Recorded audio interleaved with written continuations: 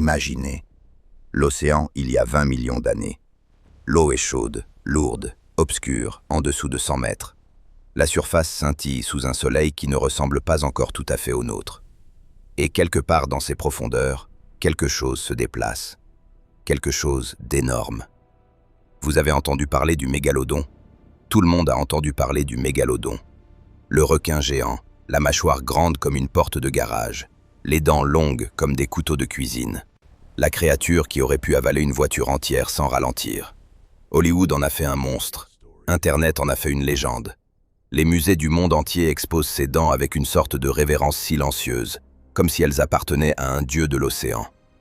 Mais voici ce que personne ne vous dit. Le mégalodon n'était pas seul. Et dans certains océans, à certaines époques, il n'était même pas le plus dangereux. Ce que la paléontologie a mis des décennies à reconstituer, c'est une image bien plus complexe, bien plus troublante que le simple règne d'un requin géant. C'est l'histoire d'un océan peuplé de prédateurs que la science a presque oublié. Des créatures qui n'ont pas eu droit à leurs films, à leurs documentaires, à leurs répliques en plastique dans les boutiques de souvenirs. Et pourtant, certaines d'entre elles chassaient dans des eaux que le mégalodon évitait. D'autres lui disputaient ses proies. D'autres encore existaient des millions d'années avant lui, et des millions d'années après. Aujourd'hui, nous allons plonger dans ces océans perdus. Nous allons suivre les traces fossilisées de chasseurs dont les noms sont difficiles à prononcer, mais dont les histoires sont impossibles à oublier. Nous allons examiner des dents, des vertèbres, des marques de morsures gravées dans des os vieux de plusieurs dizaines de millions d'années. Nous allons interroger les données, les formations géologiques, les analyses isotopiques, les reconstructions biomécaniques réalisées dans les universités et les laboratoires, pour répondre à une question que peu de gens osent poser. Qui régnait vraiment sur les mers préhistoriques? La réponse va vous surprendre. Parce que l'histoire de l'océan n'a jamais été celle d'un seul monstre. C'est l'histoire d'une guerre permanente, d'une compétition évolutive sans fin, d'un équilibre fragile, brutal, magnifique, maintenu non pas par un prédateur suprême, mais par des dizaines de créatures qui se disputaient chaque mètre carré d'océan depuis des centaines de millions d'années. Le mégalodon était l'une d'elles, pas la première, pas la dernière, et peut-être pas la plus terrifiante. Pour comprendre pourquoi le mégalodon n'était pas seul, il faut d'abord comprendre à quel point l'océan était ancien, avant même que ce requin n'existe.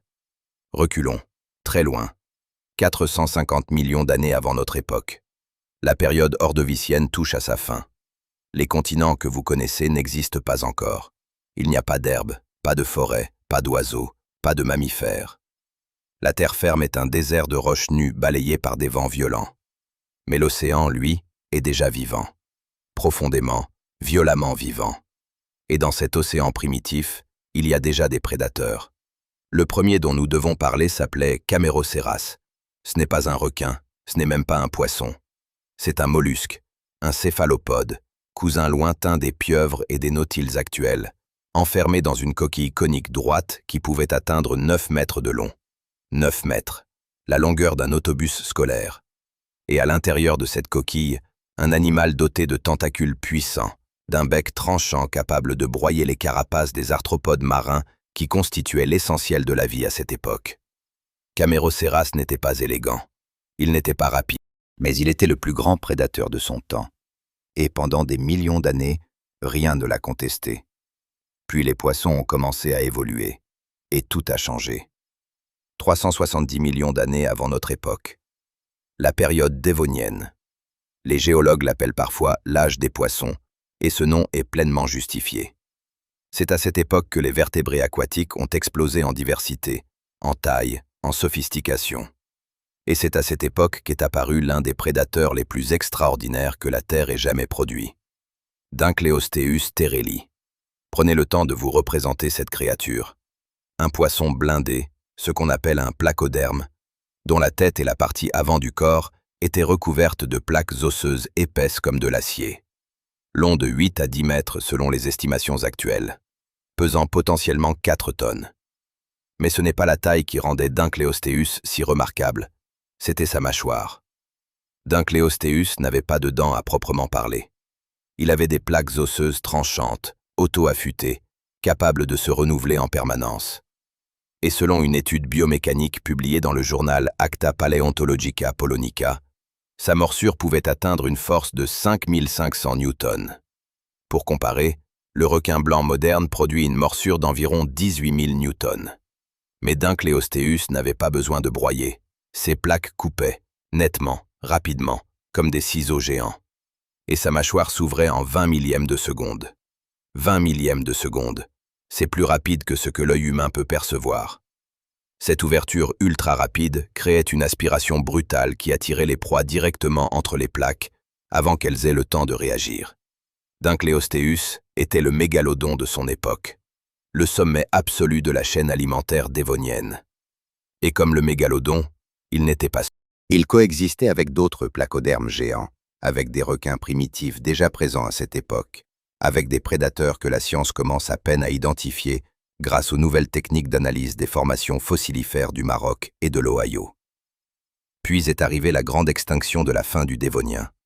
75% des espèces marines ont disparu, Dunkleosteus avec elles. L'océan s'est vidé. Puis il s'est rempli à nouveau, lentement, sur des millions d'années, avec de nouvelles créatures, de nouvelles formes, de nouvelles stratégies de chasse. Voilà ce que l'histoire des océans nous enseigne en premier lieu. Il n'y a jamais eu un seul roi. Il y a eu une succession de rois, chacun régnant sur son époque, chacun renversé par une catastrophe ou par l'évolution de ses concurrents. Le mégalodon s'inscrit dans cette longue tradition. Mais avant d'en arriver à lui, il faut parler d'une créature qui le précède de 150 millions d'années. Une créature qui n'était pas un requin, pas un poisson, pas un mammifère. Une créature qui est descendue sur Terre, a regardé autour d'elle et a décidé de retourner dans l'eau. Et qui, une fois retournée dans l'eau, est devenue quelque chose d'absolument terrifiant. Il y a 250 millions d'années, la grande extinction de la fin du Permien a failli effacer la vie de la surface de la Terre. 96% des espèces marines ont disparu, 70% des espèces terrestres avec elles. Les océans se sont appauvris en oxygène, se sont acidifiés, se sont réchauffés jusqu'à des températures que nous aurions du mal à imaginer aujourd'hui. La Terre a mis des millions d'années à se remettre de ce cataclysme, mais elle s'en est remise. Et dans les océans qui ont émergé de cette catastrophe, quelque chose d'inattendu s'est produit. Des animaux terrestres ont commencé à retourner dans l'eau. Ce n'est pas une métaphore, ce n'est pas une simplification. C'est un phénomène évolutif, documenté, observable dans les fossiles, analysé dans des dizaines de formations géologiques à travers le monde. Des reptiles, des créatures qui respiraient l'air, qui pondaient leurs œufs sur Terre, qui marchaient sur 4 pattes, ont progressivement réinvesti les océans. Leurs membres antérieurs se sont transformés en nageoires. Leurs corps se sont allongés, fuselés, hydrodynamiques. Leurs poumons ont conservé leur fonction, mais ces animaux ont appris à plonger plus profondément, à retenir leur souffle plus longtemps, à chasser dans des eaux que les poissons seuls occupaient auparavant. Et parmi eux, certains sont devenus des machines de chasse d'une efficacité absolue. Parlons d'abord des ichthyosaures. Le nom signifie littéralement « lézard-poisson », mais ce terme ne rend pas justice à ce qu'étaient réellement ces animaux. Au pic de leur diversité, au Trias et au Jurassique, les ichthyosaures occupaient dans les océans une niche écologique comparable à celle des dauphins et des orques aujourd'hui. Rapides, intelligents dans leur comportement de chasse, dotés des plus grands yeux de tous les vertébrés connus dans l'histoire de la vie sur Terre. Vous avez bien entendu, les plus grands yeux jamais documentés chez un vertébré. L'espèce Ophthalmosaurus, dont les fossiles ont été retrouvés dans les formations du Jurassique en Angleterre, en France et en Argentine, possédait des yeux dont le diamètre pouvait atteindre 23 cm. 23 cm, soit à peu près la taille d'une assiette de table. Ses yeux démesurés lui permettaient de chasser dans des profondeurs où la lumière du soleil ne pénétrait plus, dans une obscurité que nous associons aujourd'hui aux abysses. Des analyses de la structure sclérale de ses yeux, publiées dans le journal Current Biology, suggèrent qu'Ophthalmosaurus pouvait plonger à plus de 1000 mètres de profondeur. 1000 mètres, là où la pression de l'eau écraserait un plongeur humain en quelques secondes. Mais les ichthyosaures, malgré leur sophistication, n'étaient pas les plus grands prédateurs de ces océans jurassiques. Cette place appartenait à un autre groupe, beaucoup plus inquiétant, les pliosaures. Si vous avez entendu parler du liopleurodon grâce à un documentaire télévisé de la fin des années 90, sachez que la représentation qui en a été faite était exagérée, mais que la réalité, elle, était déjà suffisamment spectaculaire pour n'avoir besoin d'aucune exagération. Les pliosaures étaient des reptiles marins à 4 nageoires puissantes, au corps massif, et surtout à la tête absolument colossale.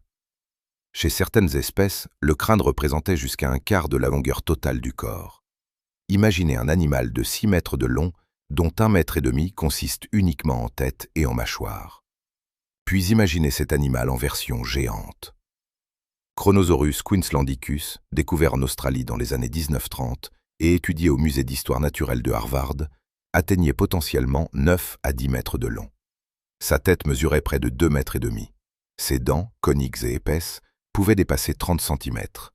Pas des dents pour trancher, des dents pour saisir, pour percer, pour broyer. Des dents conçues pour s'enfoncer dans les carapaces, les os, les chairs les plus dures. Mais Chronosaurus n'était pas le plus grand. En 2002, dans la formation d'Aptiki au Mexique, des paléontologues ont mis au jour des fragments de mâchoire appartenant à un pliosaure d'une taille que la science n'avait pas encore envisagée pour ce groupe. Les estimations, prudemment avancées dans une étude publiée dans le Bulletin de la Société géologique de France, suggèrent un animal pouvant dépasser 15 mètres. Si ces estimations sont correctes, et le débat reste ouvert parmi les spécialistes, ce pliosaure inconnu aurait été l'un des plus grands prédateurs actifs jamais apparus dans les océans de la Terre. Plus grand que le mégalodon, selon certaines projections, et doté d'une force de morsure que les chercheurs de l'université de Portsmouth, après modélisation informatique, ont estimé à plus de 33 000 newtons, soit près du double de la force attribuée au mégalodon dans les reconstitutions les plus courantes. 33 000 newtons. Pour vous donner un point de comparaison, il faut environ 1000 newtons pour broyer une noix de coco. Imaginez donc ce que ces mâchoires faisaient aux proies qui avaient le malheur d'être trop lentes, trop petites ou trop imprudentes. Et pourtant, ce n'est pas la taille ni la force de morsure qui faisaient des pliosaures des prédateurs aussi redoutables. C'était leur locomotion. Contrairement aux requins qui propulsent leur corps en ondulant leur queue, les pliosaures nageaient grâce à 4 nageoires puissantes qui fonctionnaient comme des ailes sous l'eau. Ce système, que les biomécaniciens comparent parfois au vol des pingouins ou des tortues marines modernes, leur conférait une maniabilité extraordinaire. Ils pouvaient accélérer en ligne droite, mais aussi virer brusquement, plonger verticalement, remonter en spirale. Dans une embuscade, cette agilité était une arme aussi redoutable que leur mâchoire. Des marques de morsure retrouvées sur des os d'ichthyosaures, analysées dans une étude de l'université de Bristol, correspondent parfaitement aux dents de grands pliosaures. Ce qui signifie que ces deux groupes se rencontraient, que les prédateurs se mangeaient entre eux, que même les ichthyosaures, pourtant rapides et sophistiqués, n'étaient pas à l'abri. L'océan Jurassique n'était pas un endroit pour les créatures vulnérables. Mais les pliosaures ont disparu avant la fin du Crétacé.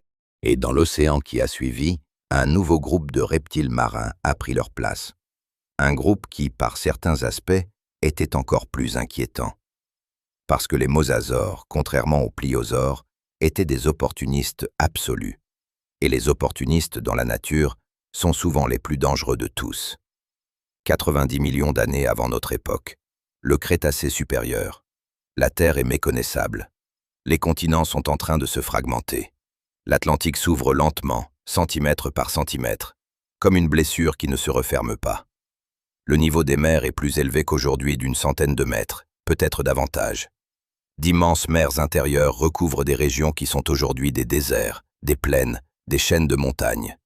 La mer de Niobrara couvre ce qui deviendra le centre des États-Unis. La mer de Tétis sépare encore l'Europe de l'Afrique. L'air est chaud, humide, saturé de dioxyde de carbone. Il n'y a pas de glace au pôle. Et dans ces océans chauds et peu profonds, quelque chose est en train de se transformer. Un groupe de lézards terrestres, des varanidés, proches cousins des varans actuels, a commencé à fréquenter les zones côtières, d'abord pour chasser dans les eaux peu profondes, puis de plus en plus profondément, puis plus du tout sur Terre. Sur des millions d'années, leurs pattes se sont raccourcies, aplaties, transformées en nageoires. Leur queue s'est comprimée latéralement pour devenir un organe de propulsion puissant. Leurs narines ont migré vers le haut du crâne. Leurs mâchoires se sont allongées, garnies de dents coniques solides et nombreuses. Les mosasaures étaient nés. Et en un temps géologique extraordinairement court, moins de 20 millions d'années, Ils ont colonisé tous les océans de la planète. Tous. Des fossiles de mosasaures ont été retrouvés sur tous les continents, y compris en Antarctique. Dans les formations du Kansas, du Maroc, des Pays-Bas, de la Nouvelle-Zélande, du Japon. Ils ont envahi les eaux profondes, les eaux côtières, les mers intérieures peu profondes, les zones polaires refroidies. Ils se sont diversifiés en dizaines d'espèces, chacune occupant une niche légèrement différente, chacune perfectionnant une stratégie de chasse particulière. C'est cette diversité qui les rendait si redoutables. Pas un seul monstre, une famille entière de monstres. Parlons du plus grand d'entre eux, Mosasaurus hoffmanni, l'espèce type du groupe découverte pour la première fois dans une carrière de calcaire près de Maastricht, aux Pays-Bas, en 1774. Cette découverte est historique à plus d'un titre. C'est l'un des premiers grands reptiles fossiles à avoir été sérieusement étudié par la science occidentale, près d'un demi-siècle avant que le mot « dinosaure » n'existe. Georges Cuvier lui-même, le père de la paléontologie moderne, a examiné ces restes et a conclu qu'il s'agissait d'un animal disparu, une idée révolutionnaire pour l'époque, dans un monde intellectuel qui refusait encore d'accepter le concept d'extinction. Mosasaurus hoffmanni pouvait atteindre 17 mètres de long, peut-être davantage. Son crâne seul mesurait plus d'1,50 m. Ses dents étaient coniques, robustes, implantées dans des mâchoires capables de s'écarter latéralement. Un mécanisme similaire à celui des serpents, que les mosasaures ont hérité de leurs ancêtres reptiliens. Ce mécanisme leur permettait d'avaler des proies d'une taille considérable, sans les découper au préalable.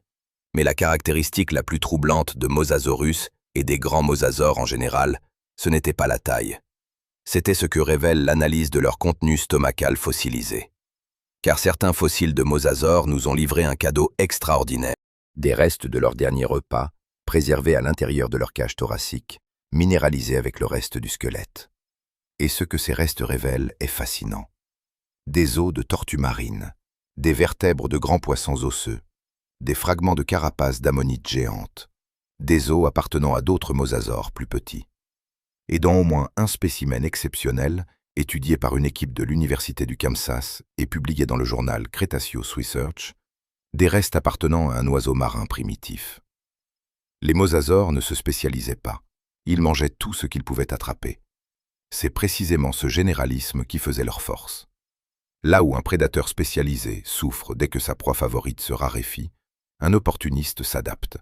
Il change de proie, il change de profondeur, il change de stratégie. Les mosasaures étaient les grands opportunistes des océans crétacés, et cette flexibilité leur a permis de prospérer pendant 20 millions d'années dans des écosystèmes en constante évolution. Mais tous les mosasaures n'étaient pas des géants généralistes. Globidens, par exemple, était un mosasaure d'une dizaine de mètres, doté de dents sphériques, arrondies, conçues non pas pour saisir et déchirer, mais pour écraser.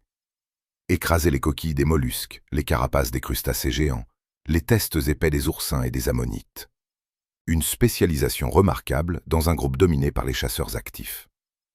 Plotosaurus, lui, était un sprinter. Son corps hydrodynamique, ses nageoires antérieures réduites et ses nageoires postérieures puissantes, combinées à une queue dont la forme rappelait celle des requins selon des reconstructions basées sur des empreintes exceptionnelles découvertes en Dakota du Sud, en faisaient probablement le mosasaure le plus rapide connu à ce jour. Pas fait pour l'endurance, fait pour l'accélération, pour l'embuscade, pour frapper avant que la proie comprenne ce qui se passe. Et puis il y avait Tylosaurus prorigé, découvert dans la formation de Niobrara au Kansas, un état qui était alors au fond d'une mer intérieure chaude et productive. Tylosaurus pouvait atteindre 14 mètres, mais ce qui le distinguait des autres grands mosasaures, c'était son museau. Long, robuste, arrondi à son extrémité. Pas de dents à la pointe du museau, juste une masse osseuse dense. Les paléontologues ont longtemps débattu de la fonction de ce museau particulier. Une hypothèse, soutenue par des analyses biomécaniques réalisées à l'Université du Nebraska, suggère que Tylosaurus utilisait son museau comme un bélier, qu'il frappait ses proies, voire ses concurrents, avec une force suffisante pour les étourdir ou les blesser avant de les saisir avec ses mâchoires. Si cette hypothèse est correcte, Tylosaurus ne chassait pas seulement, il percutait. Et les traces de ce comportement existent peut-être dans les archives fossiles. Un spécimen de grand requin crétacé retrouvé dans la même formation présentait des fractures sur ses vertèbres compatibles avec un impact violent, selon une note préliminaire publiée par le Musée d'histoire naturelle du Kansas. Un impact qui, selon les auteurs, ne pouvait pas s'expliquer par une simple morsure. Voilà l'océan Crétacé, un océan où les requins, pourtant présents et diversifiés, n'étaient pas nécessairement au sommet. Un océan dominé par des reptiles revenus de la terre ferme, qui avaient réinvesti les mers avec une efficacité redoutable et une diversité que nous commençons à peine à comprendre. Et puis, il y a 66 millions d'années, tout s'est arrêté. L'astéroïde a frappé. Les mosasaures ont disparu en même temps que les dinosaures non-aviens, les ammonites, les bélemnites, les plésiosaures.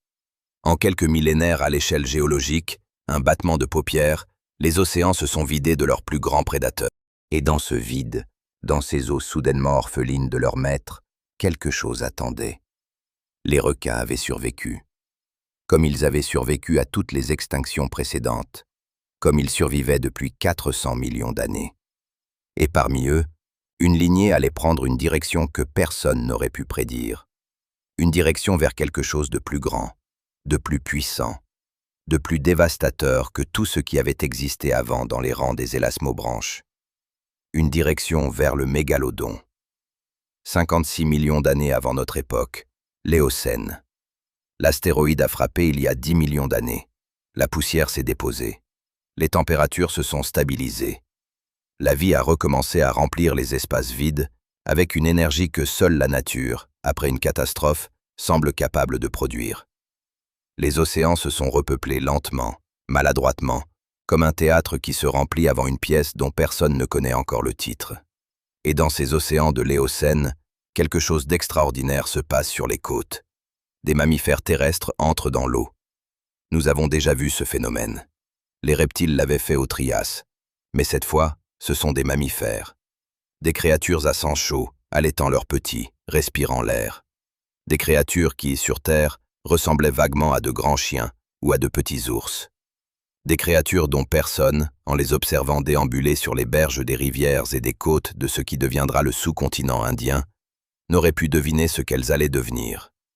Ces animaux s'appelaient les pachycétidés, et ce sont les ancêtres directs des baleines. Pourquoi est-ce important pour l'histoire du mégalodon? Parce que les baleines, en retournant dans l'eau, ont créé une ressource alimentaire d'une richesse sans précédent dans l'histoire des océans. Des mammifères à sang chaud, chargés de graisse isolante épaisse, riches en calories, se déplaçant en groupe, migrant le long de routes prévisibles. Une proie idéale pour un grand prédateur. La proie parfaite, pourrait-on même dire. Et l'évolution, aveugle mais implacable, n'a pas tardé à produire le prédateur capable d'exploiter cette ressource. La lignée qui a donné naissance au mégalodon remonte à un requin appelé Otodus obliquus, un prédateur déjà imposant de l'Éocène, dont les dents fossilisées ont été retrouvées dans des formations marines sur tous les continents. Otodus obliquus mesurait probablement entre 9 et 12 mètres. Ses dents triangulaires, lisses, atteignaient 5 à 6 cm. C'était déjà un grand requin, mais ce n'était que le début. Au fil des millions d'années, cette lignée a évolué par étapes successives. Otodus obliquus a donné Otodus sokolovi. Otodus sokolovi a donné Otodus axoticus, puis Otodus auriculatus, puis Otodus angustidens. Chaque étape marquée par des dents légèrement plus grandes, des mâchoires légèrement plus puissantes, un corps légèrement plus massif. C'est ce que les paléontologues appellent une anagénèse, une transformation progressive et continue d'une espèce en une autre, sans ramification, sans branchement. Une ligne droite vers quelque chose de gigantesque. L'aboutissement de cette ligne s'appelait Otodus mégalodon. Notez le nom de genre, Otodus, pas Carcharodon, comme on l'a longtemps écrit dans les livres populaires. La question de la classification du mégalodon a fait l'objet de débats intenses dans la communauté scientifique pendant des décennies. Pendant longtemps, on a supposé que le mégalodon était un proche cousin du grand requin blanc actuel, tous deux regroupés dans le genre Carcharodon. Cette hypothèse semblait logique. La forme des dents présente des similitudes superficielles. Mais des analyses phylogénétiques, publiées dans le Journal of Vertebrate Paleontology au début des années 2000, ont progressivement démontré que cette parenté était illusoire. Le mégalodon appartient à une lignée distincte, la famille des Otodontidés, qui s'est éteinte entièrement. Le grand requin blanc, lui, appartient à la famille des Lamnidés. Leur ressemblance est un cas de convergence évolutive. Deux lignées différentes qui ont développé des solutions similaires face aux mêmes défis. Ce détail n'est pas anodin. Il signifie que le mégalodon n'a pas de descendant vivant. Aucun. La lignée s'est terminée avec lui. Mais parlons de ce qu'il était. Otodus mégalodon a existé entre environ 23 millions et 3,6 millions d'années avant notre époque. Du Miocène précoce au Pliocène tardif. 20 millions d'années de domination. Pour mettre ce chiffre en perspective, l'espèce humaine moderne existe depuis environ 300 000 ans. Le mégalodon a régné sur les océans pendant une durée 60 fois supérieure à l'existence totale de notre espèce. Ses dents fossilisées ont été retrouvées sur tous les continents sauf l'Antarctique. Dans des formations marines des États-Unis, du Pérou, du Chili, du Maroc, de l'Espagne, de l'Italie, de l'Australie, du Japon, de l'Inde, de l'Afrique du Sud. Une distribution géographique qui témoigne d'une capacité de dispersion et d'adaptation exceptionnelle. Et ses dents. Parlons de ses dents. Les dents du mégalodon sont les fossiles les plus emblématiques de la paléontologie marine. Triangulaires, avec des bords finement dentelés comme une lame de scie, épaisses, solides, d'une symétrie presque parfaite. Les plus grandes spécimens connus dépassent 18 cm de hauteur. 18 cm. Posez votre main à plat sur une table. Maintenant, imaginez une dent aussi haute que la distance entre votre poignet et le bout de votre majeur. Voilà un mégalodon. Mais les dents, si impressionnantes soient-elles, posent un problème fondamental à la paléontologie. Elles sont presque tout ce que nous avons. Comme tous les requins, le mégalodon avait un squelette entièrement cartilagineux. Le cartilage ne se fossilise presque jamais. Il se décompose, il disparaît. Il ne laisse aucune trace dans les archives géologiques. Ce qui signifie que toute notre compréhension de la taille, du poids, de l'anatomie et du comportement du mégalodon repose essentiellement sur des dents isolées et, dans de très rares cas, sur des vertèbres partiellement calcifiées. Un ensemble de vertèbres découverts en Belgique dans les années 1940, conservé au Muséum royal d'histoire naturelle de Belgique, représente l'une des séquences vertébrales les plus complètes jamais trouvées pour cette espèce. Ces vertèbres, dont certaines atteignent 15 cm de diamètre, ont permis des estimations de taille par comparaison avec des requins actuels de morphologie similaire. Et les estimations sont vertigineuses. Selon une étude publiée en 2021 dans la revue Scientific Reports, menée par une équipe internationale dirigée par le Dr Kenshu Shimada de l'Université DePaul à Chicago, le mégalodon atteignait en moyenne entre 15 et 16 mètres de long. Certains individus exceptionnels auraient pu dépasser 17 mètres, voire approcher 20 mètres selon les reconstructions les plus généreuses. La même étude a estimé la longueur de ses nageoires pectorales à environ 3 mètres, soit la taille d'un adulte humain debout. Son poids. Les estimations varient selon les modèles utilisés et les hypothèses sur sa morphologie, mais la fourchette la plus communément acceptée se situe entre 50 et 100 tonnes. 100 tonnes. Le poids de 15 éléphants d'Afrique adultes, le poids d'un Boeing 737 à pleine charge. Et sa morsure. En 2008, une étude biomécanique réalisée par une équipe de l'Université de Zurich et publiée dans le Journal of Zoology a modélisé la force de morsure du mégalodon par comparaison avec la morphologie crânienne du grand requin blanc et les données disponibles sur les vertèbres fossilisées. Le résultat était une force de morsure estimée entre 100 000 et 180 000 newtons. 180 000 newtons. Pour comprendre ce chiffre, rappelez-vous que la morsure du grand requin blanc actuel, l'un des prédateurs les plus puissants des océans modernes, atteint environ 18 000 newtons. Le mégalodon mordait 10 fois plus fort. Sa mâchoire produisait une force équivalente au poids de 18 tonnes. Une force suffisante pour broyer les os les plus épais d'une baleine adulte comme on broie du verre. Voilà le mégalodon. Pas une légende. Pas une exagération hollywoodienne. Un animal réel, documenté, mesurable. Une machine de chasse d'une efficacité absolue, perfectionnée sur 20 millions d'années d'évolution, alimentée par l'abondance croissante des mammifères marins dans les océans du Miocène et du Pliocène. Mais voici la question que personne ne pose jamais. Dans ces mêmes océans, au même moment, que chassaient les autres prédateurs? Qui partageait ses os avec le mégalodon? Qui lui disputait ses proies? Qui osait peut-être s'attaquer à ses petits?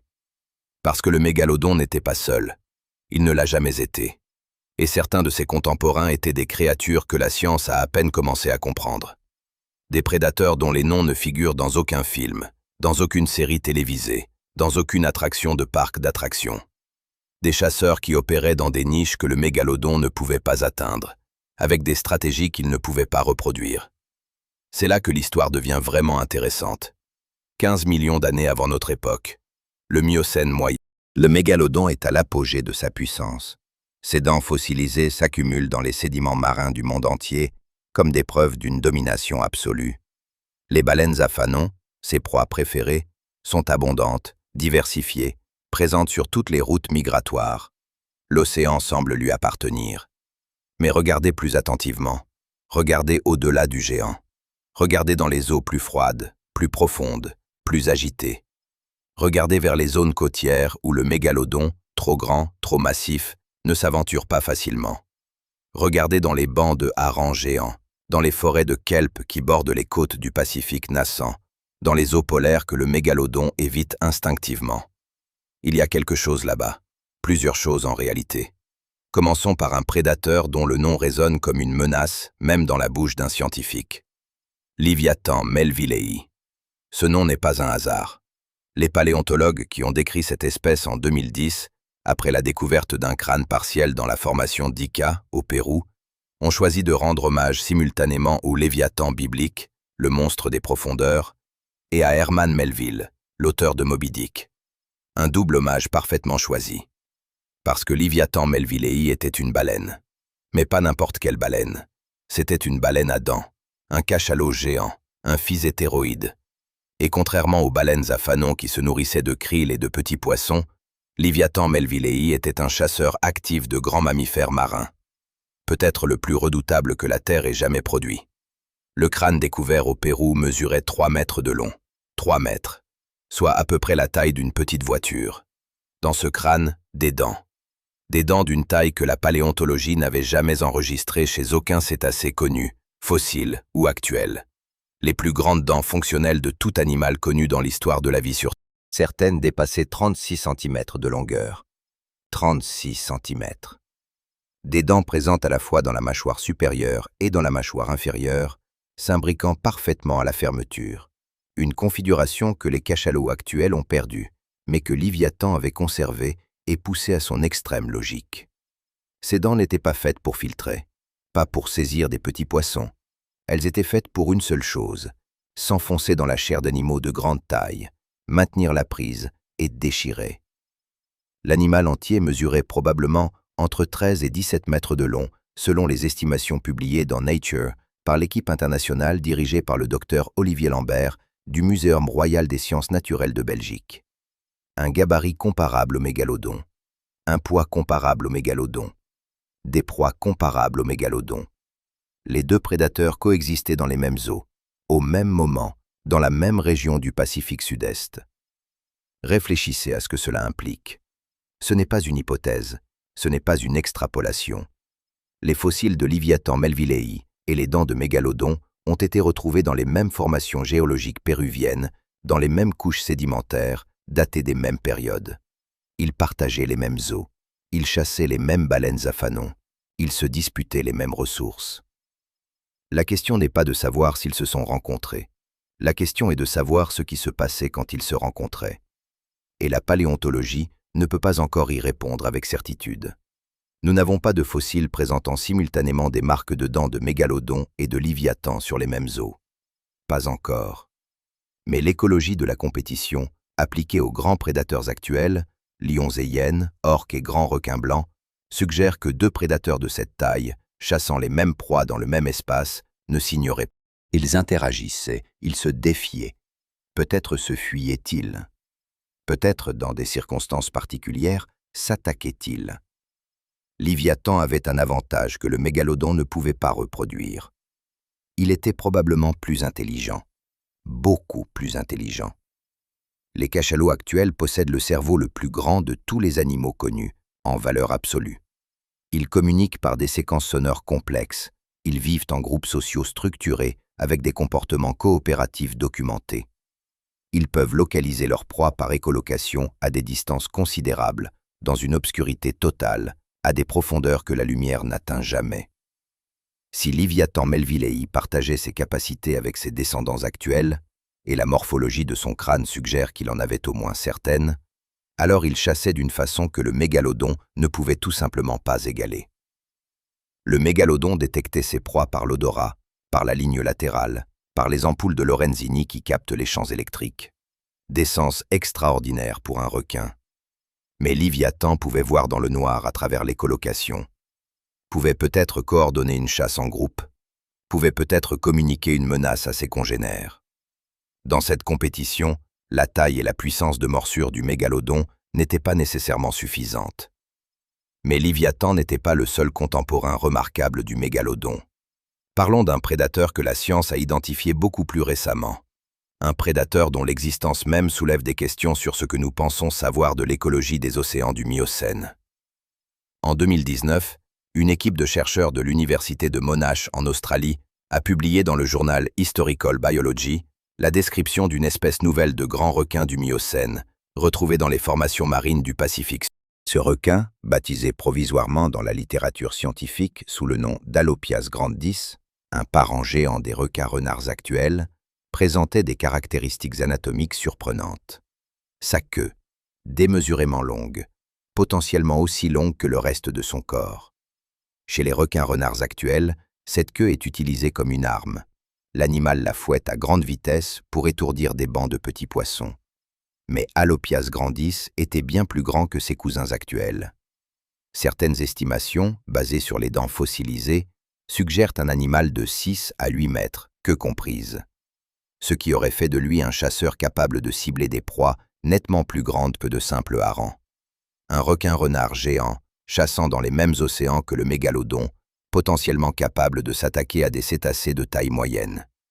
Une pièce supplémentaire dans un écosystème déjà extraordinairement complexe. Et puis, il y avait les orques primitives. Les Orcinus, le genre qui comprend l'orque actuel, n'existaient pas encore au Miocène. Mais des formes ancestrales de dauphins à dents géants, dont certaines atteignaient 8 à 9 mètres selon des fossiles retrouvés en Caroline du Nord et décrits dans le Bulletin of Marine Science, évoluaient déjà vers des stratégies de chasse coopératives. Des chasseurs en meute. Des prédateurs capables de cibler des baleines adultes, non pas grâce à leur taille individuelle, mais grâce à leur coordination collective. Voilà la réalité de l'océan du Miocène.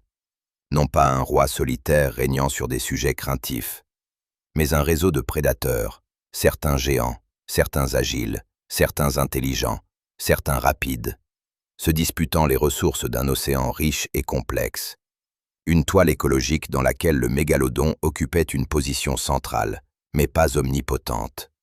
Et dans cette toile, il y avait des zones d'ombre. Des niches que le mégalodon ne pouvait pas exploiter. Les eaux froides d'abord. Les données isotopiques extraites des dents de mégalodon, analysées dans une étude de l'Université de Floride publiée dans Paléocéanographie, suggèrent que ce requin préférait les eaux tempérées à chaudes.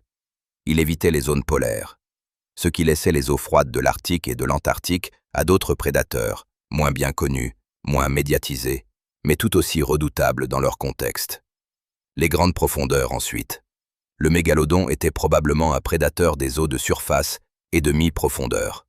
Les abysses lui étaient probablement inaccessibles, ou du moins peu fréquentés, ce qui laissait des millions de kilomètres cubes d'océan profond à des créatures dont nous ne savons presque rien, parce que les fossiles des grandes profondeurs sont extraordinairement rares.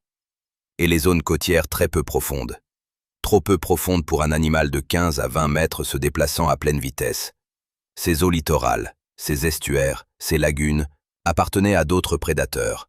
Des requins plus petits et plus agiles. Des cétacés côtiers.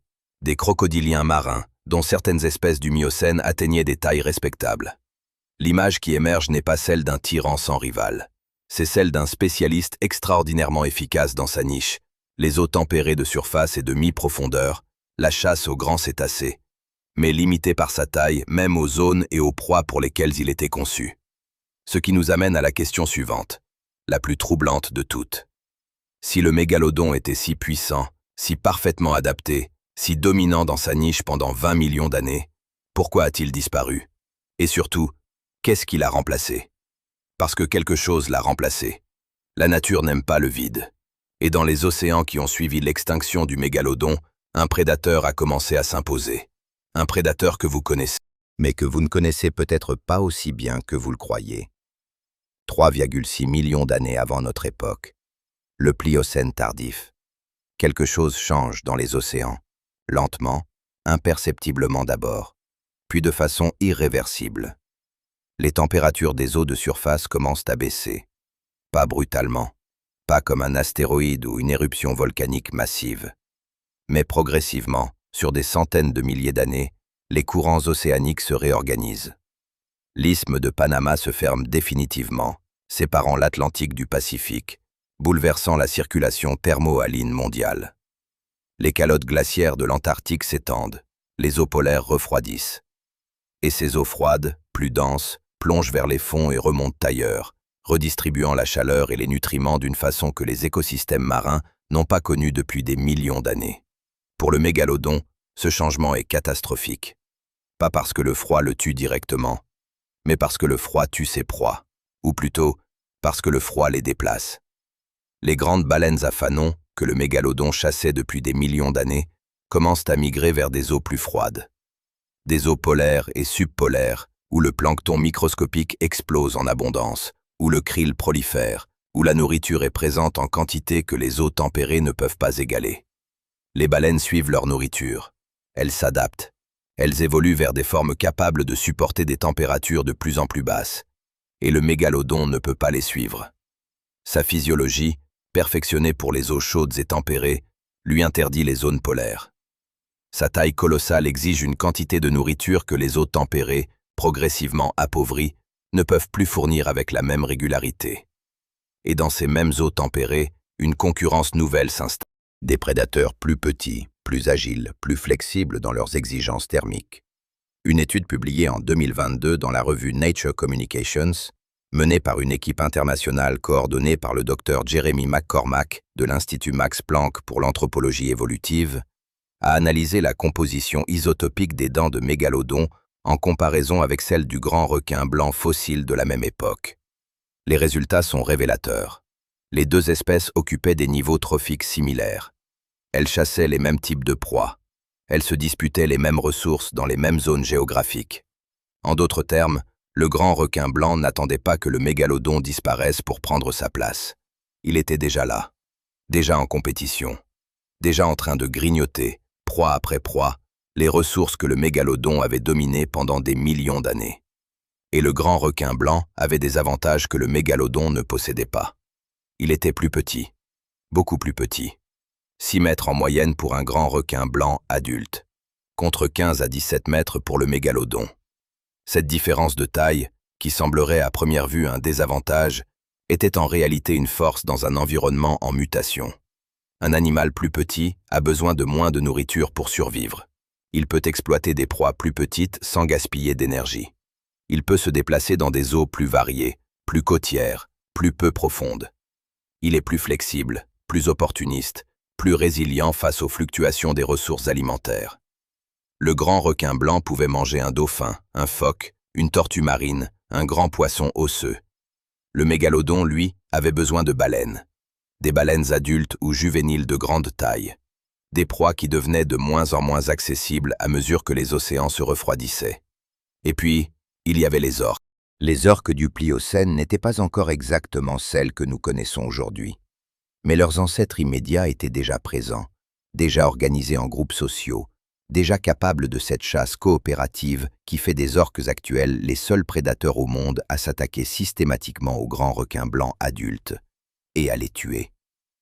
Certains chercheurs, dont le docteur Catalina Pimiento de l'Université de Zurich, dont les travaux sur la biogéographie du mégalodon ont été publiés dans PLOS ONE en 2016, ont suggéré que la pression combinée du refroidissement climatique, de la raréfaction des proies et de la compétition avec des prédateurs plus flexibles constitue l'explication la plus cohérente de la disparition du mégalodon. Pas une catastrophe unique, pas un astéroïde, pas une maladie, mais une convergence de pressions évolutives et écologiques auxquelles un géant ultra spécialisé ne pouvait pas s'adapter assez vite. La spécialisation qui avait fait sa force pendant 20 millions d'années est devenue sa faiblesse. C'est une leçon que la paléontologie répète inlassablement à travers les âges. Les généralistes survivent aux catastrophes, les spécialistes prospèrent dans la stabilité. Et quand la stabilité s'effondre, ce sont les généralistes qui héritent du monde. Mais voici ce que l'histoire ne s'arrête pas là. Parce que dans les océans qui ont émergé de la disparition du mégalodon, dans les eaux du Pléistocène et jusqu'à aujourd'hui, d'autres prédateurs ont continué d'évoluer. D'autres géants ont continué d'exister. Des créatures qui défient encore notre compréhension de ce qu'un prédateur marin peut être. Parlons d'un animal que vous connaissez, mais que vous sous-estimez systématiquement. L'orque, Orcinus orca. 6 à 8 mètres de long, 5 à 6 tonnes. Présente dans tous les océans du monde, des tropiques aux zones polaires. Connue du grand public comme une attraction de parc aquatique. Appelée killer whale en anglais, baleine tueuse, un nom qui dit tout et ne dit rien à la fois. Parce que ce que l'orque fait dans l'océan réel, loin des bassins et des caméras, est d'une complexité et d'une efficacité que peu de gens mesurent vraiment. Les orques sont les seuls prédateurs actuels documentés comme chassant et tuant régulièrement des grands requins blancs adultes. Pas des juvéniles, des adultes. Des individus de 5 à 6 mètres, armés de 1800 dents, capables de produire une morsure de 18 000 newtons. Et les orques les tuent méthodiquement, en groupe, en utilisant des tactiques qui varient selon les populations et qui sont transmises culturellement de génération en génération. La technique la plus documentée consiste à retourner le requin blanc sur le dos. Immobilisé dans cette position, en état de catalepsie tonique, un phénomène neurologique propre aux élasmobranches, le requin ne peut plus se défendre. Les orques le maintiennent ainsi, parfois pendant plusieurs minutes, puis s'attaquent au foie, qui représente jusqu'à 25% de la masse corporelle d'un grand requin blanc et constitue une source extraordinaire de lipides et de squalène. Cette technique n'est pas instinctive, elle est apprise, elle est transmise, c'est de la culture prédatrice. Des observations réalisées au large des côtes sud-africaines, notamment dans la région de Gansbaai, et publiées dans African Journal of Marine Science en 2022, ont documenté des populations entières de grands requins blancs abandonnant leur zone de chasse habituelle en réponse à la simple présence d'orques dans le secteur. Pas à l'attaque, à la présence. L'odeur d'une orque suffit à déclencher une réponse de fuite immédiate chez des requins blancs adultes. Ce comportement n'est pas de la lâcheté, c'est de la prudence évolutive. Une réponse adaptative inscrite dans la biologie des requins par des millions d'années de coévolution avec des prédateurs intelligents, sociaux et implacables.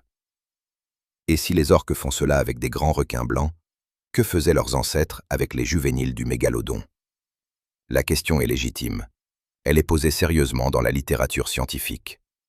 Les juvéniles du mégalodon, des individus de 2 à 4 mètres selon les modèles de croissance proposés dans une étude de l'Université DePaul, publiée dans Historical Biology en 2021, étaient probablement vulnérables. Vulnérables aux grands prédateurs marins de leur époque, y compris aux ancêtres des orques. Et si ces juvéniles mouraient avant d'atteindre leur taille adulte, en nombre suffisant pour assurer le renouvellement de la population, alors la pression sur la survie de l'espèce entière était considérable. Un géant n'est invulnérable que quand il est adulte. Avant ça, il est une proie comme une autre. Mais l'orque n'est pas le seul prédateur actuel qui mérite d'être regardé différemment dans ce contexte. Il y a un autre animal, moins médiatisé, moins spectaculaire en apparence, mais dont l'histoire évolutive est peut-être la plus remarquable de tous les prédateurs marins actuels. Le cachalot. Physeter macrocephalus. Le plus grand animal à dents vivant sur Terre. Les mâles adultes peuvent atteindre 18 mètres de long et peser 50 tonnes. Ils plongent à des profondeurs de plus de 2000 mètres, retenant leur souffle pendant plus de 2 heures. Ils chassent dans une obscurité absolue, guidés par un système d'écolocation d'une précision que nos technologies les plus avancées peinent à égaler. Et ils s'attaquent à des calmars géants, Architeuthis, Mesonychoteuthis, des créatures qui peuvent elles-mêmes atteindre 14 mètres de long et dont les tentacules laissent des cicatrices circulaires permanentes sur la peau des cachalots qui les ont combattus. Les cachalots actuels sont les héritiers directs de Livyatan melvillei. La lignée a survécu, elle a évolué. Elle a perdu les dents de la mâchoire supérieure, modifié sa stratégie de chasse, investi les grandes profondeurs que le mégalodon ne pouvait pas atteindre. Et dans cet espace, les abysses, les grandes profondeurs, les zones d'obscurité totale, elle a prospéré sans véritable compétiteur. Voilà donc l'héritage de ces océans préhistoriques. Pas une extinction totale, pas une table rase, mais une transformation, une succession. Les géants changent, les stratégies évoluent, Les niches se redistribuent. Et ce qui demeure, au fond, c'est la compétition elle-même. Permanente, impitoyable, magnifique dans sa brutalité. Le mégalodon est mort, mais l'océan, lui, n'a jamais cessé d'être un endroit dangereux. Et dans ses eaux actuelles, à cet instant précis, se déroulent des drames évolutifs aussi intenses que ceux du Miocène, moins visibles, moins spectaculaires en apparence, mais tout aussi réels. Ce qui nous amène à la dernière question, la plus vertigineuse de toutes. Qu'est-ce que ces millions d'années de compétition, d'extinction et de succession nous disent sur l'océan d'aujourd'hui et sur celui de demain? Nous sommes en ce moment précis, pas il y a 20 millions d'années, pas il y a 3 millions d'années, maintenant. Et dans les océans actuels, à cet instant pendant que vous écoutez ces mots, des scènes se déroulent que la préhistoire aurait reconnues immédiatement. Des chasses, des embuscades, des confrontations entre prédateurs, des hiérarchies établies et renversées, des stratégies perfectionnées sur des millions d'années, exécutées dans des eaux que nous croyons connaître, mais que nous comprenons à peine. L'erreur que nous commettons systématiquement est de regarder l'océan actuel comme un état final, comme si l'évolution s'était arrêtée, comme si les créatures qui peuplent les mers aujourd'hui étaient le résultat définitif d'un processus terminé. Ce n'est pas le cas. L'océan d'aujourd'hui est un instantané, un moment dans une histoire qui continue. Et pour le comprendre vraiment, il faut le regarder avec les yeux de la paléontologie. Commençons par replacer le grand requin blanc là où il appartient réellement. Carcharodon carcharias, 5 à 6 mètres en moyenne, 1800 kg, présent dans tous les océans tempérés et subtropicaux du monde. Le prédateur le plus médiatisé de l'histoire du cinéma depuis la sortie des Dents de la Mer en 1975. Et pourtant, un animal profondément mal compris du grand public. Le grand requin blanc n'est pas le prédateur suprême des océans actuels. Il ne l'a probablement jamais été. Voici ce que les données nous disent réellement.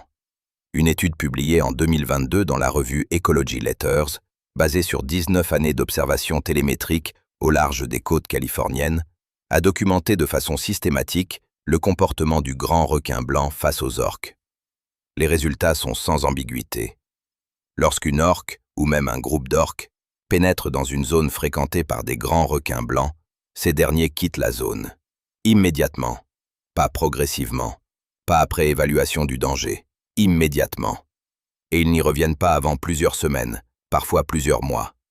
Des individus adultes, des requins de 5 mètres, des animaux capables de tuer un lion de mer en un seul passage, qui fuient. Ce comportement a des conséquences écologiques mesurables et documentées. Dans les zones où les orques sont actives, les populations de lions de mer et d'éléphants de mer se reconstituent plus rapidement que dans les projections basées sur la seule pression de prédation des requins blancs. Parce que les requins blancs, chassés par les orques, abandonnent leur zone de chasse habituelle.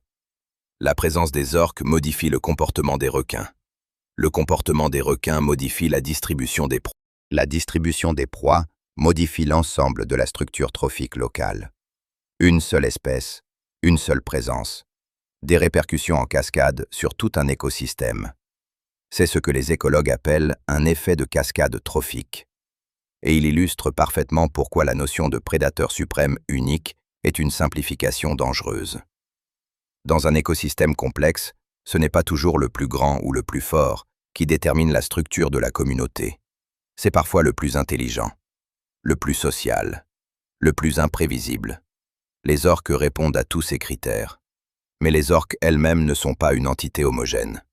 C'est un point que la recherche des 30 dernières années a mis en lumière avec une clarté croissante et qui change fondamentalement notre compréhension de ce que signifie être un prédateur dans l'océan actuel. Il existe plusieurs écotypes d'orques, génétiquement distincts, culturellement distincts, écologiquement distincts. Les orques résidentes du Pacifique Nord-Est se nourrissent exclusivement de poissons, principalement de saumon. Elles ne touchent pas aux mammifères marins. Les orques transitoires de la même région, appelées aussi orques Big, du nom du chercheur canadien Michael Big, qui les a identifiées comme écotypes distincts, se nourrissent exclusivement de mammifères marins. Elles ne mangent pas de poissons. Les orques des larges, dans le même océan, se nourrissent principalement de requins et de raies. Ces trois groupes vivent dans les mêmes eaux. Ils se croisent. Ils ne se mélangent pas. Ils ne s'interbréèdent pas. Ils ne partagent pas leurs techniques de chasse.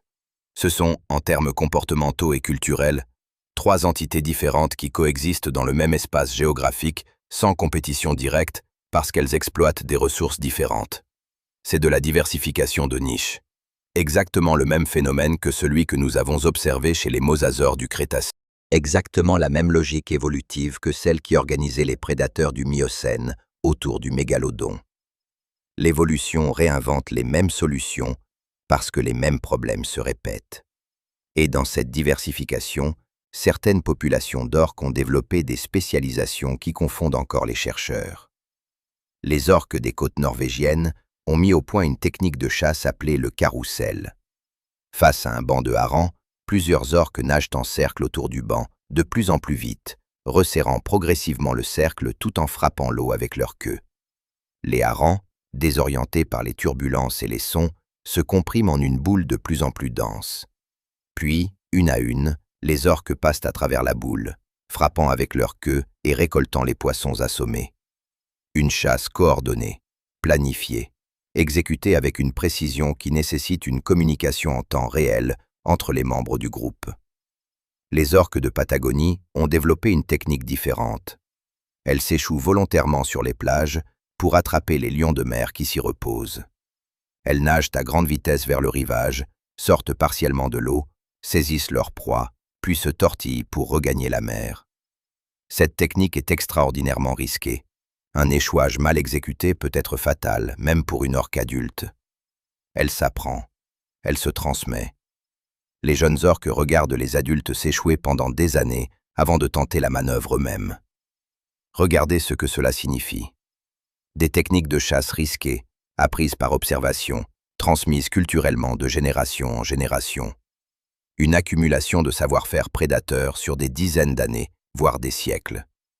Si une population d'orques développe une technique efficace pour neutraliser un grand requin blanc, cette technique ne disparaît pas avec l'individu qui l'a inventée. Elle se propage, elle s'affine, elle devient une tradition. Aucun requin ne peut rivaliser avec ça. Aucun requin n'apprend par observation.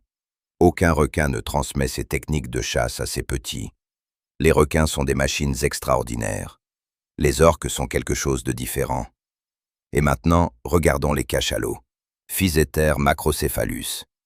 Les données de marquage par satellite, compilées dans une étude publiée dans Deep Sea Research en 2018, montrent que les cachalots mâles adultes effectuent des plongées régulières à des profondeurs supérieures à 2000 mètres. Certains individus ont été enregistrés à plus de 3000 mètres. À cette profondeur, la pression de l'eau est 300 fois supérieure à la pression atmosphérique. L'obscurité est totale. La température approche 0 degré. Et dans cette obscurité et cette pression, les cachalots chassent. Ils chassent des calmars géants, des créatures dont les yeux, les plus grands du règne animal actuel avec jusqu'à 25 cm de diamètre, sont précisément adaptés à cette obscurité. Des créatures dotées de tentacules couverts de ventouses, cerclées de dents chitineuses tranchantes. Des créatures qui se défendent, qui combattent, qui laissent des marques. Chaque cachalot adulte porte des cicatrices, des cercles parfaits, 2 à 5 cm de diamètre, gravés dans la peau épaisse de leur tête et de leur corps. Les marques des ventouses de Architeuthis et de Mesonicoteuthis, les deux espèces de calmars géants les mieux documentées. Des marques de combat dans l'obscurité, à des milliers de mètres de profondeur, dans un monde que nos caméras n'ont filmé que de façon fragmentaire. Un cachalot de 50 tonnes contre un calmar géant de 400 kg. Cela ressemble à un combat sans suspense. Mais les naturalistes qui ont examiné les estomacs de cachalots échoués ont retrouvé des tentacules de calmar encore en mouvement. Des tentacules continuant de se contracter des heures après la mort de l'animal. Et des cicatrices fraîches sur des cachalots vivants, profondes, régulières, témoignant de combats récents contre des proies qui refusaient de se laisser attraper sans résistance. L'océan profond n'est pas un endroit paisible, c'est une arène. Simplement, une arène que nous ne pouvons pas voir. Et puis il y a un prédateur dont nous parlons rarement dans le contexte de la hiérarchie des océans actuels, parce qu'il n'est ni spectaculaire ni médiatique, mais dont l'efficacité est peut-être la plus radicale de tous. Le requin du Groenland. Somniosus microcephalus. Un animal que vous n'avez probablement pas en tête quand vous pensez aux grands prédateurs marins. Pas de dents impressionnantes visibles, pas de silhouette dynamique, pas de comportement de chasse spectaculaire documenté en vidéo. Un requin gris, épais, lent en apparence, qui vit dans les eaux froides et obscures de l'Arctique et de l'Atlantique Nord. Mais regardons les données. Le requin du Groenland peut atteindre 6 mètres de long. Son estomac a livré des restes de phoques, de belugas, de caribous. Oui, de caribous, probablement charognés à proximité des côtes, de grands poissons, d'autres requins. Une étude publiée dans Science en 2016, utilisant la datation au radiocarbone des noyaux de leurs cristallins oculaires, a établi que les individus les plus grands pourraient avoir plus de 500 ans. 500 ans! Nés avant Christophe Colomb, témoins des océans du XVe siècle, 500 ans d'expérience de chasse, 500 ans d'apprentissage, même si ce mot n'a pas le même sens chez un requin que chez une orque.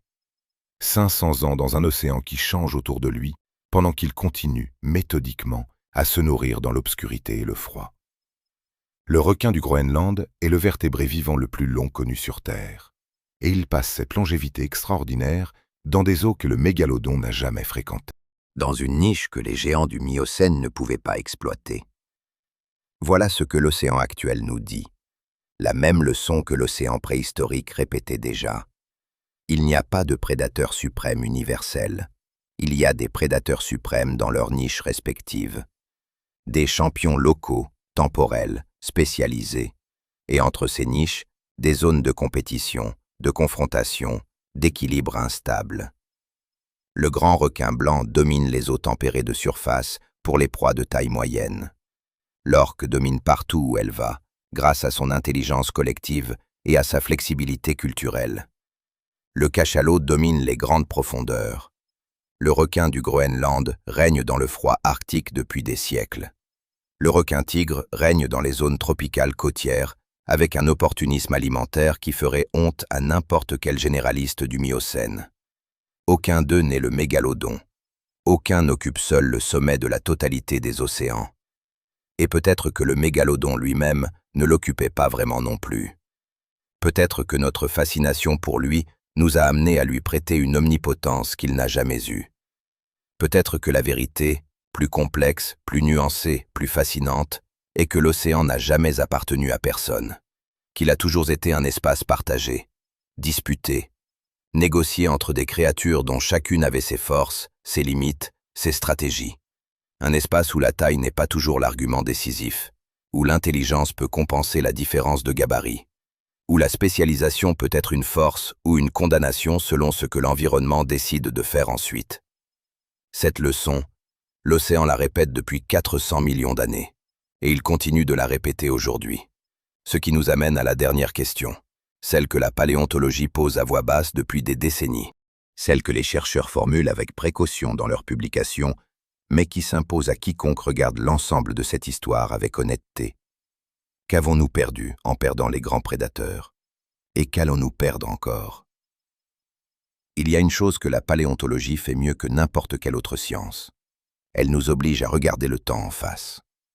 Pas le temps d'une vie humaine, pas le temps d'une civilisation, le temps réel, le temps géologique, le temps dans lequel les espèces apparaissent, prospèrent, s'effacent, et sont remplacées par d'autres espèces qui ne savent pas encore qu'elles aussi disparaîtront un jour. Le temps dans lequel les océans se réchauffent, se refroidissent, s'acidifient, se régénèrent. Le temps dans lequel ce qui semble permanent ne l'est jamais vraiment.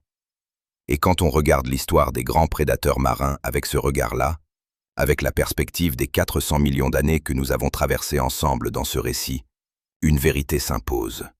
Une vérité inconfortable. Une vérité que la science formule de plus en plus clairement. Les grands prédateurs ne sont pas seulement des chasseurs, ils sont des architectes. Laissez-moi vous expliquer ce que ce mot signifie dans ce contexte. Quand les orques chassent les loutres de mer dans le Pacifique Nord, elles réduisent la population de loutres. Les loutres mangent les oursins. Quand il y a moins de loutres, il y a plus d'oursins. Quand il y a plus d'oursins, les forêts de kelp, des algues géantes qui constituent un écosystème entier, abritant des centaines d'espèces de poissons, de crustacés, d'invertébrés, sont broutées jusqu'à disparaître. Quand les forêts de kelp disparaissent, des zones entières de l'océan côtier deviennent des déserts sous-marins. Une orque, ses proies, les proies de ses proies, Les proies des proies de ces proies. Une cascade qui descend jusqu'aux algues. Ce phénomène a un nom dans la littérature scientifique. On l'appelle la cascade trophique descendante, et il a été documenté dans des dizaines d'écosystèmes différents, marins et terrestres, depuis les travaux pionniers de Robert Payne sur les étoiles de mer dans les années 1960, jusqu'aux recherches contemporaines sur les requins des récifs coralliens, publiées dans Science en 2010. Les grands prédateurs régulent. Ils maintiennent des équilibres. Leur présence, pas seulement leur action de chasse, mais leur simple présence, modifie le comportement de leur proie, qui modifie la distribution de la végétation, qui modifie la structure physique des habitats, qui modifie la composition de l'ensemble de la communauté vivante. Quand un grand prédateur disparaît, cet équilibre s'effondre. Maintenant, posez-vous la question suivante. Si l'orque actuel, avec ses 6 à 8 mètres et ses 5 à 6 tonnes, produit des effets en cascade aussi profonds sur les écosystèmes marins, qu'est-ce que la disparition du mégalodon a produit comme effet il y a 3,6 millions d'années? C'est une question que la paléontologie commence à peine à formuler sérieusement. Et les premières réponses sont troublantes.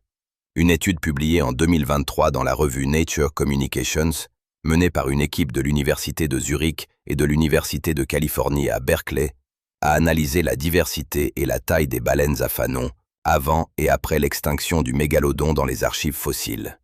Le résultat est inattendu.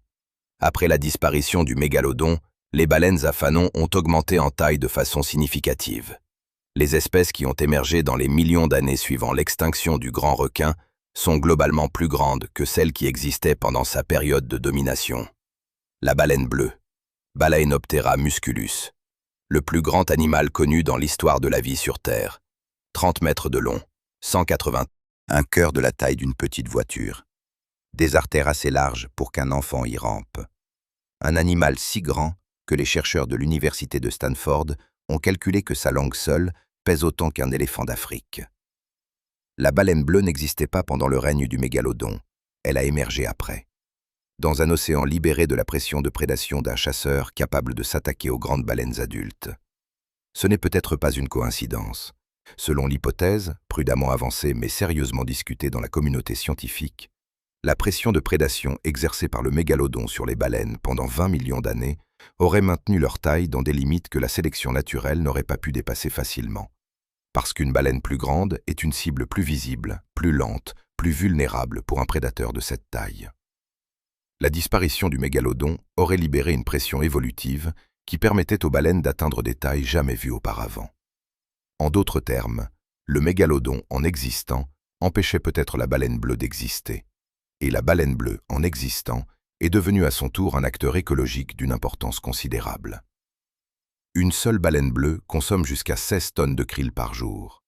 Elle filtre des volumes d'eau colossaux. Ses déjections en surface fertilisent le phytoplancton. Le phytoplancton produit de l'oxygène. Une étude du Fonds monétaire international, du Fonds monétaire international, une institution qu'on n'associe pas spontanément à la biologie marine, publiée en 2019, a estimé que chaque baleine bleue contribue à séquestrer, au cours de sa vie, une quantité de dioxyde de carbone équivalente à celle de 1000 arbres. Un prédateur disparu, une proie libérée, une proie devenue régulateur climatique. Voilà la profondeur des connexions que nous avons du mal à percevoir parce que notre échelle de temps est trop courte. Mais cette histoire a un autre versant. Un versant qui concerne notre époque directement. Nous sommes en train de reproduire ce que le Pliocène a fait au mégalodon. Pas de la même façon, pas par le refroidissement climatique et la raréfaction des proies, mais par la chasse, par la surpêche, par la destruction des habitats, par la pollution, par le changement climatique anthropique. Nous éliminons les grands prédateurs marins à une vitesse que l'évolution ne peut pas compenser. Les populations de grands requins ont décliné de 71% en 50 ans, selon une étude publiée dans Nature en 2021, basée sur l'analyse de données de pêche de 77 pays. 71% en 50 ans. Le mégalodon a mis des millions d'années à disparaître sous la pression évolutive. Nous faisons à ses héritiers en un demi-siècle ce que des millions d'années de compétition n'avaient pas réussi à faire. Et nous ne savons pas encore avec précision ce que ces cascades trophiques descendantes vont produire. Nous avons des modèles, nous avons des projections, nous avons des signaux d'alerte dans des dizaines d'écosystèmes marins à travers le monde. Des récifs coralliens qui dégénèrent quand les requins disparaissent et que les populations de poissons herbivores explosent sans contrôle. Des zones côtières qui s'effondrent quand les grands prédateurs ne régulent plus les populations intermédiaires. Des écosystèmes entiers qui basculent vers des états alternatifs stables mais appauvris, stables mais silencieux.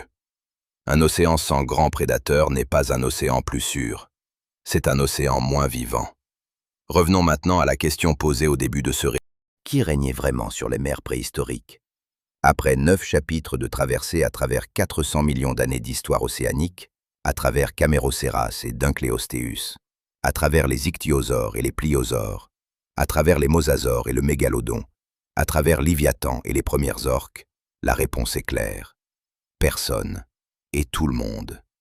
L'océan n'a jamais eu de roi absolu. Il a eu des dynasties, des successions, des dominances temporelles et spatiales, limitées à des niches, à des époques, à des conditions environnementales particulières.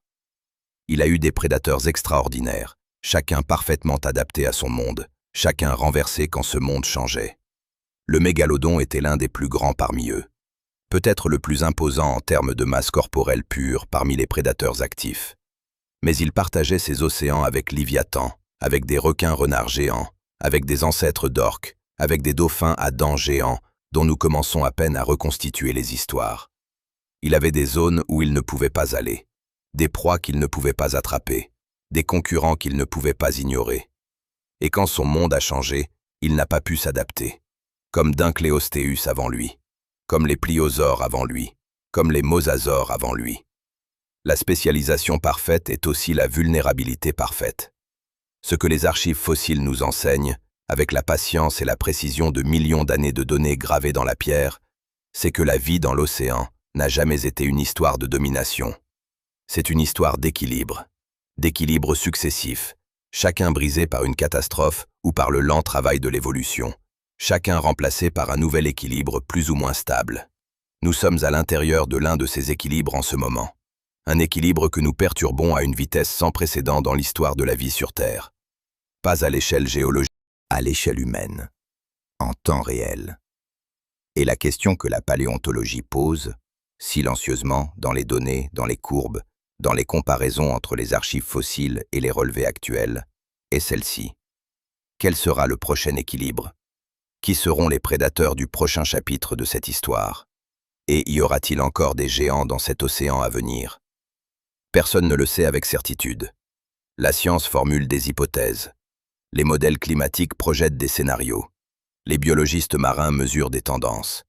Mais l'océan, lui, a toujours eu ses propres réponses. Des réponses qui prennent des millions d'années à se formuler, et qui, invariablement, finissent par surprendre tout le monde. Ce qui est certain, c'est que l'histoire n'est pas terminée. Elle ne l'est jamais. Quelque part dans les abysses que nos caméras n'ont pas encore filmés, dans les eaux froides de l'Arctique que nos sonars n'ont pas encore cartographiées entièrement, dans les fosses océaniques dont nous avons exploré moins de 20% du fond, il y a des créatures que nous ne connaissons pas encore. Des formes de vie adaptées à des pressions, des températures, des obscurités que nous avons du mal à imaginer. Peut-être des prédateurs, peut-être des géants, peut-être quelque chose qui redéfinira, une fois découvert, tout ce que nous croyons savoir sur ce qu'un être vivant peut être. L'océan garde ses secrets avec une patience que nous ne pouvons pas égaler. Et c'est peut-être pour ça qu'il nous fascine autant. Posez-vous une question ce soir, pas sur le mégalodon, pas sur les mosasaures ou les pliosaures, sur l'océan d'aujourd'hui, sur les grands requins qui disparaissent, sur les orques qui changent leurs habitudes de chasse face à des mers qui se réchauffent et des proies qui migrent, sur les cachalots qui plongent dans des abysses que nous n'avons jamais vus. Sommes-nous en train d'assister, sans le savoir, à la fin d'une autre de ces dynasties que la paléontologie retrouvera peut-être dans quelques millions d'années, gravées dans la pierre? La réponse est dans les données. Elle est dans les relevés de population. Elle est dans les analyses isotopiques et les modèles climatiques et les courbes de déclin des espèces. Mais elle est aussi, peut-être, dans notre capacité à regarder le passé honnêtement, à comprendre ce que 400 millions d'années d'histoire océanique nous disent sur la fragilité des géants, sur le prix de la spécialisation, sur ce qui se passe quand le monde change plus vite que les créatures qui l'habitent peuvent s'adapter. Le mégalodon a régné pendant 20 millions d'années. Il a disparu en quelques centaines de milliers d'années. Un battement de paupières à l'échelle géologique. Et l'océan a continué. Il a produit de nouveaux prédateurs, de nouvelles stratégies, de nouvelles merveilles. L'océan survit toujours. La question n'est pas de savoir si l'océan survivra à ce que nous lui faisons. Il survivra. Il a survécu à des astéroïdes, à des éruptions volcaniques massives, à des glaciations planétaires, à des extinctions qui ont effacé 96% de la vie marine.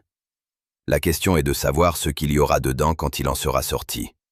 Et si nous aurons été suffisamment sages pour nous rappeler à temps que nous ne sommes pas des spectateurs de cette histoire. Nous en sommes une partie, comme le mégalodon l'était, comme Léviathan l'était, comme les pliosaures et les mosasaures et Dunkleosteus l'étaient. Des acteurs dans un récit plus grand que nous. Un récit écrit en millions d'années dans la roche et dans la mer. Un récit qui continue de s'écrire aujourd'hui, à chaque génération de prédateurs qui naît, chasse et disparaît dans les profondeurs. Dites-moi dans les commentaires. Quel est le prédateur marin de cette histoire qui vous a le plus surpris? Léviathan, la baleine chasseuse de baleines? Les pliosaures aux mâchoires de 33 000 newtons? Le requin du Groenland, qui a 500 ans et chasse dans l'obscurité arctique depuis avant Christophe Colomb? Et si vous pensez qu'il existe encore aujourd'hui un géant que nous n'avons pas découvert, quelque chose dans les abysses que nos sonars n'ont pas encore atteint, dites-le aussi. L'océan a toujours été plus grand que ce que nous imaginons. Il l'est encore. Géant que nous n'avons pas découvert. Quelque chose dans les abysses que nos sonars n'ont pas encore atteint. Dites-le aussi. L'océan a toujours été plus grand que ce que nous imaginons. Il l'est encore.